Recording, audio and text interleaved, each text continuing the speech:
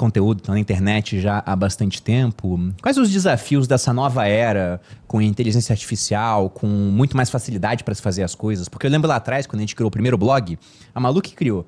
E, cara, para você mudar a barra lateral da esquerda para direita... Era um caos. Era um parto, era o dia todo estudando para ver como é que fazia, entendeu? Pois é. Que ele mudava, mas bugava tudo no final também. Agora só não tem mais site, mas a barra tá para direita.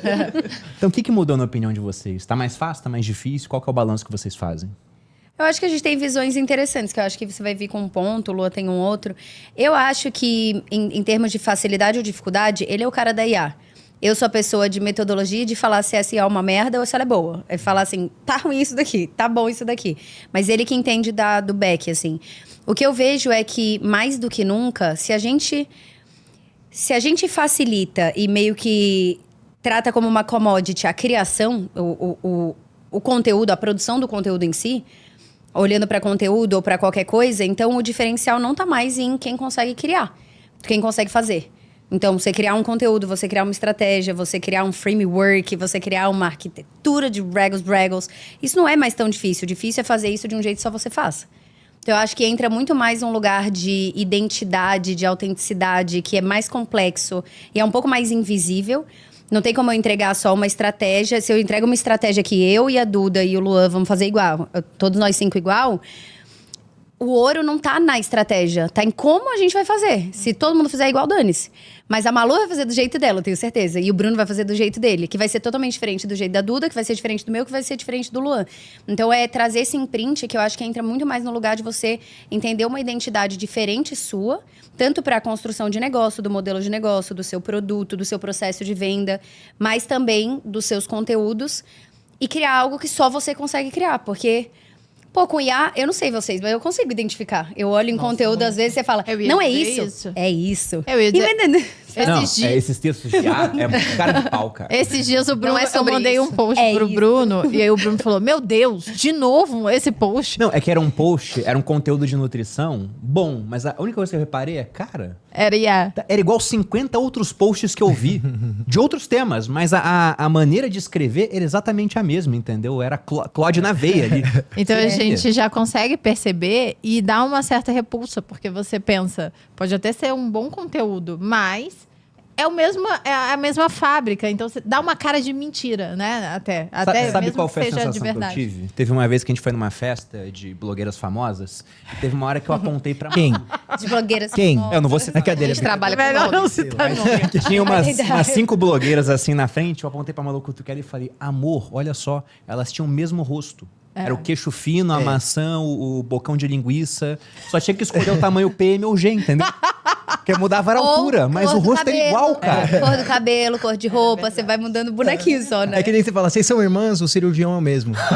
Aí o Bruno falou, caramba, você é praticamente a única diferente da A festa. Malu é muito autoral, porque é ela mesma, entendeu? Porque sou eu não tenho nada na cara, eu só tenho um botão. Toda natural, bonita pra caramba. Sorry. Desculpa aí. Mas aí o Bruno ficou impressionado, porque as mulheres eram todas meio parecidas. É a mesma coisa, a mesma Instagram tá sensação que a gente tem com conteúdo, né? Então, acho que, realmente, o diferencial seria ser diferente.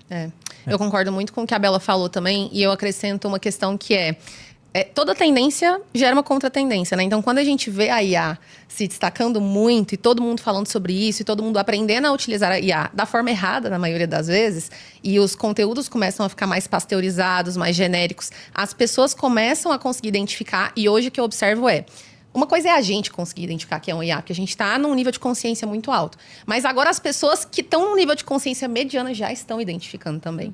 Então, quando a IA cresce muito, a contratendência é o conteúdo mais humano, o conteúdo menos editado, o conteúdo mais orgânico. E quanto menos parecer roteirizado, melhor.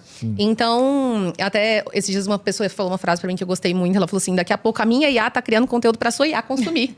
Porque, tipo assim, ninguém mais vai estar lá. Vai estar um monte de IA consumindo um monte de conteúdo e produzindo um monte de conteúdo, mas não tem alma. Então, pra mim, a grande diferença aqui tá na alma que você coloca no conteúdo. E aí, aqui pra mim, que eu acho que é uma questão que, por exemplo, eu e a Bela temos de diferença, que é até interessante a gente trazer esse ponto de vista. Eu acho que a Bela, ela é uma pessoa que... Até teve uma época que você falava do conteúdo arte, né? O conteúdo arte, eu acho que você tem uma alma de artista, assim, uma coisa mais emocional envolvida com o conteúdo. E eu já não sou essa pessoa, eu sou uma pessoa muito prática. Então eu sou muito assim, o que tá dando certo, o que eu preciso fazer, bora fazer. Pra mim não é tão simples olhar pro meu conteúdo como se fosse uma obra de arte. Sabe, eu não me sinto uma artista criando conteúdo. Pra mim é muito mais no sentido de, tipo, processos. Então, na minha visão como eu consigo processualizar um conteúdo que não é feito por IA. Como eu consigo processualizar um conteúdo que é meu, que vem da minha alma, mas ao mesmo tempo, para mim, não pode ser algo tão complexo de ser produzido, com uma grande produção, uma grande edição, porque senão, para mim, não funciona no dia a dia. Sim. Pra mim, tipo, é uma mudança natural de mercado, assim.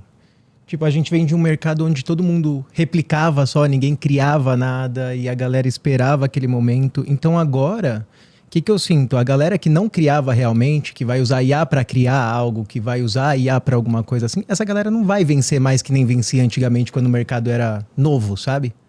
Tipo, puta, vou fazer aqui, eu quero fazer um lançamento. Quem tá fazendo o que deu certo? Ia lá, fazia, qualquer coisa funcionava, sabe? Sim. Agora a concorrência é muito maior. Não adianta, não vai conseguir ter os resultados. E outra, né? A gente vem de um mercado que plantou que era muito fácil ter resultado, que era muito fácil dobrar a sua empresa de um mês para o outro. E aí a galera tá descobrindo que não é verdade, que eles vão ter que sentar, escrever, fazer conteúdo, fazer um modelo de negócio legal que funcione para ele. Então não acho nem que tá mais difícil ou mais fácil. Tá real agora, sabe? Só vai ficar quem for bom de verdade, assim. E uma coisa que você faz também, porque você constrói as IAs e a gente teve uma fase... Quando foi que você criou o Tyler? 2024. Quem que é o Tyler, primeiro? O Tyler é uma IA... Quando a gente tava em... Um agente que você fez, é isso? São vários agentes, né? São 3 principais, mas eu tenho agente pra tudo. Então, pra dar ideia de conteúdo, pra achar o posicionamento, pra achar tudo. Eu criei em 2024 ele. Só que quando ele criou o Tyler, a nossa ideia era, putz, se eu conseguir facilitar... Antes era pra curso, não era pra mentorado, porque a gente... Nem tinha mentoria, né? Quando criou o Tyler. Tava surgindo. Enfim.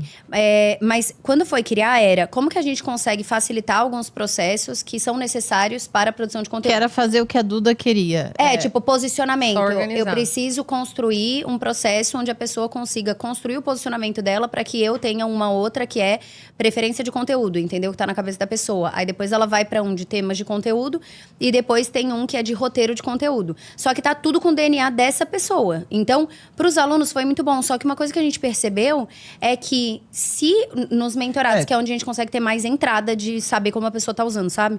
Se a pessoa ficava muito dependente das IAs, por melhores que elas são, e não entendia que tem que ser uma relação entre ela e a IA, ela chegava, me dá as ideias de conteúdo, me dá o negócio, o conteúdo começava a ficar muito pasteurizado. Não tinha Mesmo resultado. que tivesse Não a tem. veia dela, tá ligado? A única que funciona é, tipo, a Nawara, que é uma mentorada que usa 3, 4 horas por dia. Então, a IA conhece mais ela do que alguém, entendeu? Porque as pessoas, tipo assim, quando eu fiz, eu pensava assim, pô, o cara comprou meu curso, como que ele... Tem gente, não tá todo mundo conseguindo executar isso, mas sempre me incomodou muito forte. Falei, e se eu der uma ferramenta? Aí fui, estudei, vi o que eu precisava, fiz pesquisa com os alunos e tal, aprendi a fazer. Fui e fiz a primeira IA. Aí a galera começou a usar, ainda meio assim, depois foi escalando, aí rolou pirataria e tal, e chegou em muitos usuários. Chegou em quantos? Tipo, 50 mil 60 usuários. mil usuários mensais, assim. E ele, Eu não assim, ganho nada, tá? Tá embutido no curso, assim, é muito. Às vezes eu chego nos eventos e a pessoa, eu uso suas IAs. Aí eu, pô, que legal, você é meu aluno? Ele, não. Não comprei nada seu. Piratearam. Como assim, aluno? Aí eu falei, aluno pô, do quê? que legal, cara. E aí, com o tempo, ela funcionou muito, tirou muita gente, assim. Só que eu percebia que ela tirava também a capacidade da pessoa de aprender. Porque ela chegava e falava, escrever, né? resolve pra mim. E ela não vai resolver. Se você não conhecer você, não tiver um bom posicionamento... Aí eu comecei a estimular mais como ferramenta do que como criação. Então, por exemplo, tem fases que eu não deixo usar. Eu deixo muito claro, tipo, se eu usar aqui, sem saber o que você quer, sem saber quem você vai ser, o que você vai vender, não adianta, cara. Você não vai desenvolver a habilidade. Você vai pra se enganar conseguir com um puta roteiro ruim. Então eu comecei outros movimentos nesse sentido. Porque eu também, quando comecei, eu usei. 2024 foi muito bom, ninguém sabia nada. Então qualquer ajuda que aparecia de IA era muito bom. Era tudo muito impactante. Você soltar e ter 700 ideias de tema, de conteúdo. Era tudo muito bom. Depois que todo mundo teve acesso a isso, aí ficou todo mundo médio, né? Que aí puxa meio o nível pra baixo. Fica todo mundo igual, a pessoa não tem diferencial nenhum, não cresce, não vende, não faz nada. Aí eu comecei a tirar um pouco. Falei, gente, a hora de usar é essa. Se você não consegue escrever 10 roteiros hoje, não escreva 20 com a IA. Porque senão você não vai ficar tudo uma merda. Então eu comecei a estimular esse sentido. Então a gente está numa relação com a IA há muito tempo de trazendo IA e botando solução de IA nos produtos, mas sempre olhando para ver se isso não vai prejudicar, sabe? Não só de conteúdo. E aí a gente usa muito mais como um operacional. Então é como se eu tivesse uma pessoa que vai fazer 80% do grosso do operacional. Mas 100% fica uma bosta. Mas se for só 80% e eu der o meu brilho, entendeu? Aí fica bom. Mas será que a palavra é operacional mesmo? Porque ela opera ou ela é muito mais algo para dar ideias? Não. A gente Não, a usa gente mais para tirou. operar do que para dar ideia. Porque no nosso método, o diferencial é como que você constrói um conteúdo que é exatamente o que vai atrair a pessoa que é o seu lead qualificado, de forma objetiva e subjetiva. É a pessoa que você quer vender e quer que seja seu cliente. Mas, ao mesmo tempo, que é um conteúdo que é seu. Que a pessoa olha e fala, eu não vou parar de seguir porque é a Malu. Não, mas vamos lá. E não porque... Minha dúvida de operação é o seguinte. É a IA que faz tudo? Ela posta... Não, ela é um agente? não, ela escreve. Ela Tá. pode escrever. Eu venho com a ideia, ela pode escrever um grosso, eu vou lá e eu refino. Ela é meio. Ela Ela é nunca um nem meio. começo nem fim. Ela é meio. É um trabalho criativo ainda. É exatamente o que a gente disse há Tem a, 2 que tá anos. fazendo isso de postar Tem. agora, né? Aham. Ah. Já tem agentes, né? Tem, há 2 anos atrás, quando a gente começou, uns 2 anos, quando a gente falou a primeira vez de IA aqui no podcast, eu lembro que, acho que foi até o Walter Longo que estava aqui, e aí ele falou assim, a IA só vai ser boa para quem tiver repertório É e isso. quem souber fazer... ter a ideia na cabeça, mas não tem o tempo, ou não tem sei lá, a capacidade de escrever longamente, mas aquilo já está desenvolvido de alguma forma na cabeça. E eu acho que hoje em dia isso é a materialização. Foi isso que aconteceu. A gente sabe que tem um monte de conteúdo aí que foi feito por IA, mas que é uma bosta. Então, esse ponto que você falou é muito bom, né? Porque a IA é uma ferramenta. Se você dá a ferramenta para quem tem mais educação, coisas melhores saem em comparação a quem tem menos educação. Sim. Então, se você vê o papo de uma pessoa que ela é, semi-analfabeta com a IA, vai ser em um nível. Se você vê o papo de um estudante que está na faculdade, no 3º ano de física, vai ser um nível totalmente diferente. Né? Então, quanto mais educação, mais repertório você tem, melhor uso que você faz da IA. Mas eu perguntei sobre essa questão criativa, porque aqui no grupo a gente usa IA muito para dar ideias, para levantar perguntas. Pô, roteiro de podcast é ótimo, né? Porque ela levanta uma série de perguntas de maneira muito rápida, você ganha bastante tempo. Mas eu acho que ela é uma professora ruim. Porque eu sempre falo isso, toda vez que eu vou discutir finanças com a IA, ela erra muito. Muito, muito, muito. Mas também você tá A ponto de eu ofender a IA. Ela fala Vai estar "Porra, discutindo com é você, né, burra." Bruno? Quem ela pegou na frente? E ela fala, você tem toda razão, me desculpa. Tô toda envergonhada, né? Ela Mas nunca aí vai quando eu querer falo- Mas eu contrariar. entendo ela, tá? Mas aí quando eu já eu falo- conversei em finanças com você e é bem... Mas quando eu falo de saúde com a IA, eu falo, nossa, ela não erra nada, né? Só que... Não é que ela não erra nada. É que eu sou o burro que não consegue identificar o erro, entendeu? Só que eu fico pensando, cara, imagina o leigo em tudo falando com a IA. Ele pensa, caramba, olha só, não preciso mais de nutricionista, porque ela me deu tudo aqui. Pode ter um monte de coisa errada. Ele só não sabe. Não preciso mais ir no médico, porque ela me falou que eu tô com câncer no cérebro, porque caiu ela escorreu o ranho do meu nariz, né? Pode ser câncer. É. Não preciso mais de um cara para administrar meu dinheiro, porque olha só, ela me deu tudo aqui, basta eu comprar essas ações. Cara, já comparei carteiras de IAs várias vezes com carteira que a gente monta aqui na Finclass, e tem vezes que é horrível a performance da IA. Ela tem uma tese de que não, o juro vai cair. Ela tinha uma tese disso no ano passado, começou a cair agora, entendeu? Então apanhou pra caramba durante todo esse percurso. Sim. Então acho que ela é muito boa para levantar pontos, num trabalho criativo.